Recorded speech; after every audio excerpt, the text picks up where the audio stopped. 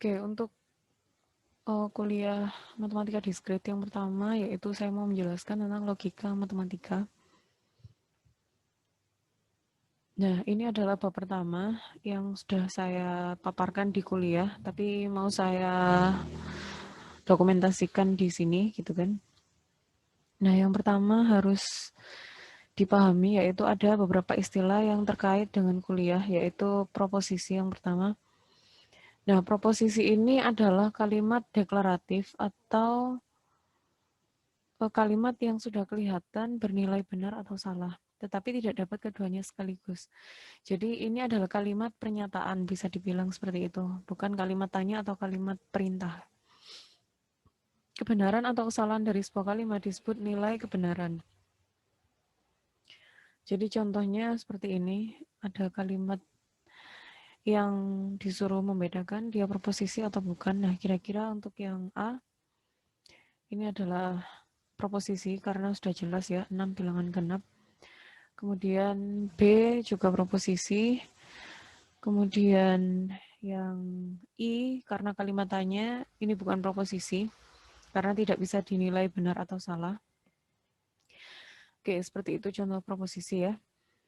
Kemudian kita akan belajar lagi tentang tabel kebenaran yang terkait dengan beberapa operator, yaitu ada konjungsi, disjungsi, negasi. Lambangnya ini bisa kalian ingat-ingat itu. Nah, ini ya. Beberapa operator ini ada 3, yaitu konjungsi, dan disjungsi eksklusif. Biasanya untuk yang konjungsi, ini adalah kata-katanya itu adalah dan. Jadi ini tuh dan di soal itu. Kemudian untuk disjungsi itu adalah atau. Untuk disjungsi eksklusif itu adalah sama seperti atau, tapi tidak boleh keduanya. Nah, di sini kita perhatikan untuk kolom yang dan. Dia bernilai benar ketika dua-duanya benar. Kemudian untuk atau, dia bernilai benar ketika salah satu aja benar. Ya, benarnya ada 3. Ini cukup salah satu yang benar udah oke gitu. Tapi kalau dua-duanya salah, dia akan bernilai salah. Kemudian untuk disjungsi eksklusif, dia kalau dua-duanya benar atau dua-duanya salah, malah bernilai salah. Jadi harus salah satu aja yang benar. Jadi TF atau FT gitu ya. Kemudian dua lagi operator yaitu implikasi dan biimplikasi. Nah, ini namanya implikasi, yang satu namanya biimplikasi. Untuk implikasi, kalimatnya adalah jika dan hanya jika. Jika P, maka Q. Nah, contohnya seperti yang pertama ini. Jadi ada di sini, di kasus implikasi sama biimplikasi ini ada 2 istilah ya, bukan himpunan, ada hipotesis dan ada kesimpulan. Jadi P ini namanya hipotesis dan ini namanya kesimpulan. Jadi dia bernilai false, bernilai salah ketika hipotesisnya benar, kesimpulannya salah. Kemudian untuk biimplikasi ini bolak-balik, jadi 2 arah. Kalau implikasi tadi 1 arah, kalau biimplikasi ada 2 arah.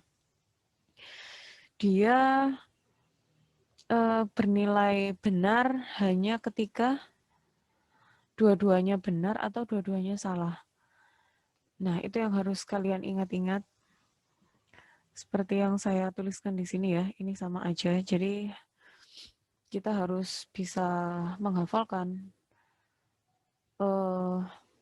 tabel kebenaran yang berisi dari 5 operator ini. Ada konjungsi, disjungsi eksklusif, implikasi, dan biimplikasi. Kemudian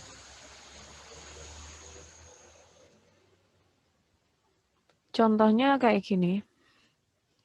Jika P, Q, dan R adalah proposisi, maka bentuklah tabel kebenaran dari ekspresi logika P dan Q atau negasi Q dan R. Nah, kita disuruh membentuk tabel kebenaran. Kita boleh pecah satu-satu ya untuk mempermudah. Jadi negasi konjungsi dulu, kemudian konjungsi yang satu lagi ini kita cari dulu, kemudian baru kita disjungsikan. Nah, tentunya dengan mengisi ini kita harus hafal yang tabel tadi ya. Nah, kira-kira kayak gini. Ketika sudah terpenuhi nilainya, maka ini kita dapatkan hasil. Ini yang disebut adalah ekspresi logika dari P dan Q atau negasi Q dan R. Seperti itu. Nah, ini contoh yang lain.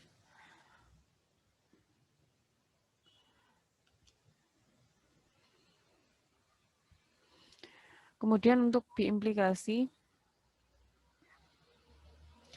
kalimatnya bisa macam-macam. Jadi bisa jika P maka Q, atau P mengakibatkan Q ya. Yang ini biasanya yang sering tuh yang A, C, kemudian syarat cukup, syarat perlu ini juga sering. Oke, jadi implikasi itu banyak variasinya untuk kalimatnya.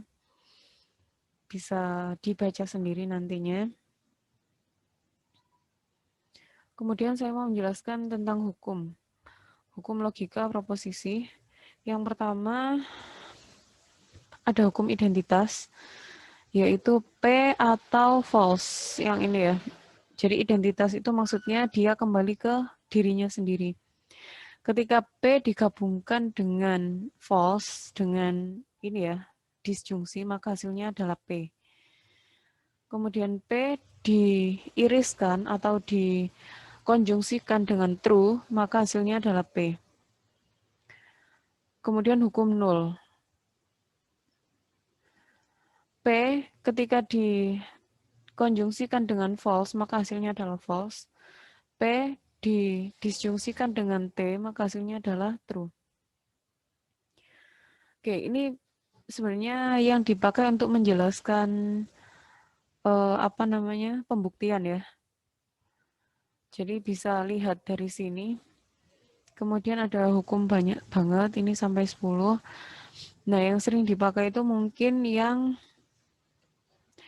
ini ya, distributif. Jadi nomor 9. Distributif itu menyebar kayak gini. Jadi seperti kita mengalihkan pelangi P atau Q dan P atau R hasilnya. Jadi P atau Q dan P atau R. Atau hukum De Morgan. Nah, hukum De Morgan ini juga sering banget dipakai. Negasi P ini juga disilangkan ya, bisa dengan disilangkan. Negasi P dan negasi Q. Nah, seperti ini. Tapi operatornya berbeda. Yang pertamanya konjungsi menjadi disjungsi. Kira-kira kayak gitu. Untuk hukum-hukum yang sering dipakai. Nah, contohnya seperti ini. Tunjukkan bahwa P, jadi ada dua statement di sini. Yang ini adalah statement 1. Yang ini adalah statement 2. Nah, untuk membuktikan dua statement ini ekivalen secara logika, hanya perlu satu statement saja. Jadi, boleh kalian pilih antara statement 1 atau statement 2. Misalkan kalau dari kasus ini kita pilih statement 1. Nah, yang ini statement 1. Statement 1 dengan hukum-hukum yang sudah saya jelaskan tadi, ya, yang ini 1 sampai 10, kita akan menuju ke statement 2. Bagaimana caranya statement 1 bisa jalan ke statement 2? Pertamanya kita pakai hukum De Morgan. De Morgan mengatakan yang ini, nah negasi P, yang ini ya, itu menjadi yang ini. Jadi negasi P atau Q akan menjadi negasi P dan negasi Q. Itu namanya hukum De Morgan. Kemudian setelah hukum De Morgan dipakai, berarti ada hukum distributif.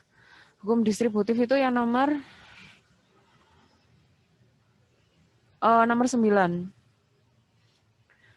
Jadi seperti pelangi juga. Nah, jadi P atau negasi P dan P atau negasi R. Ini namanya hukum distributif. Kemudian hukum negasi seperti yang nomor 3. Jadi kalau ketemu P atau negasi P, maka hasilnya adalah true. Nah, ini hasilnya true. Kemudian hukum identitas menyatakan kalau P dan T, yang ini, yang kedua, maka hasilnya adalah P. Nah, yang ini. T dan sesuatu ini, maka hasilnya adalah dia. Sesuatu itu. Nah, kira-kira seperti itu untuk pembuktian secara logika.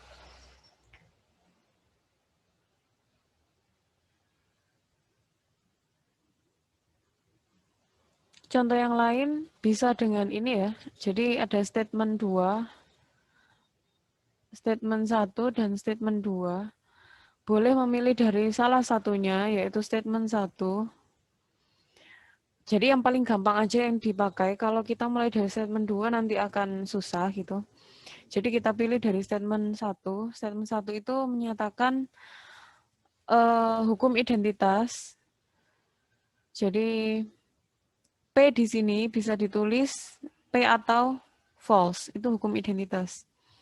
Kemudian hukum distributif, ini bisa diringkas ya, jadi P atau F dan P atau Q, maka menjadi P atau F dan Q. Jadi ini tuh bisa diringkas. Kemudian hukum nul menyatakan kalau P atau false, maka hasilnya adalah P. Ini hukum identitas. Jadi beberapa bisa dibuktikan dengan beberapa hukum tadi 1-10. Ini butuh latihan ya, jadi nggak bisa langsung lancar gitu. Jadi perlu ide-ide dan ya mana yang cocok itu yang dimasukkan gitu.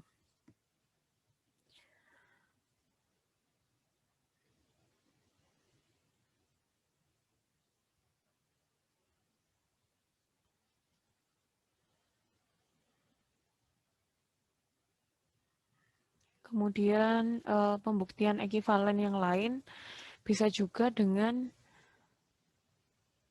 membuat tabel kebenaran. Jadi yang pertama, pembuktian ekivalen atau tidak. Jadi cara membuktikan ekivalen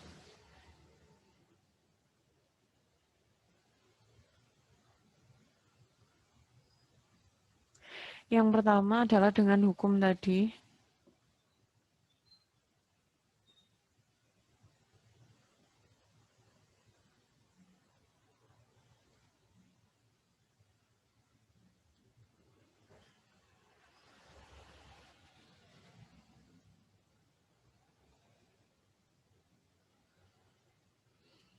Jadi yang pertama adalah dengan hukum logika. Yang kedua bisa dengan tabel kebenaran. Jadi bisa dua macam ya pembuktian ekivalen. Kalau contoh dengan tabel kebenaran, nah kayak gini, kita mau membuktikan dua statement ini ekivalen, jadi statement 1 dan statement 2. Nah ini statement 1, statement 2. Jika hasil dari ininya itu sama, maka dia ekivalen. Tentunya harus dihafalkan tadi ya, hasil dari tabel kebenaran itu apa, itu harus hafal. Oke, kemudian yang terakhir yaitu varian proposisi bersyarat. Untuk implikasi kita ada yang ekivalen yaitu kontraposisi. Jadi variasi dari proposisi bersyarat itu ada 4. Yang pertama adalah implikasi, dia ekivalen dengan kontraposisi. Ini ekivalen, 2 ini. Kenapa? Karena hasil dari tabel kebenarannya itu sama. Kemudian untuk yang ketiga dan keempat, converse dan inverse ini juga sama. Kenapa? Karena hasil dari tabel kebenaran ini sama dua-duanya. Gitu. Jadi di sini lambangnya beda.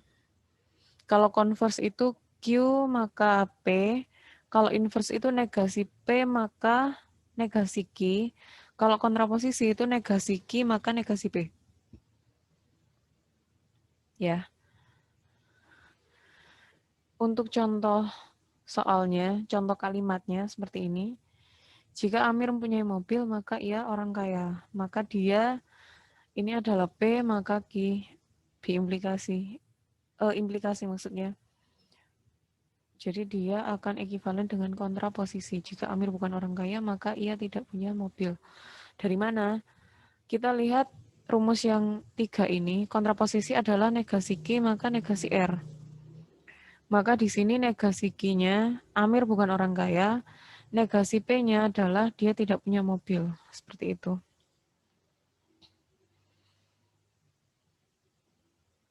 Ini adalah contoh dari converse, inverse, dan kontraposisi. Contoh lainnya bisa dipelajari sendiri. Untuk inferensi atau penarikan kesimpulan, saya tidak membahas lebih lanjut di sini, jadi bisa di skip ya. Ini saya putuskan untuk skip.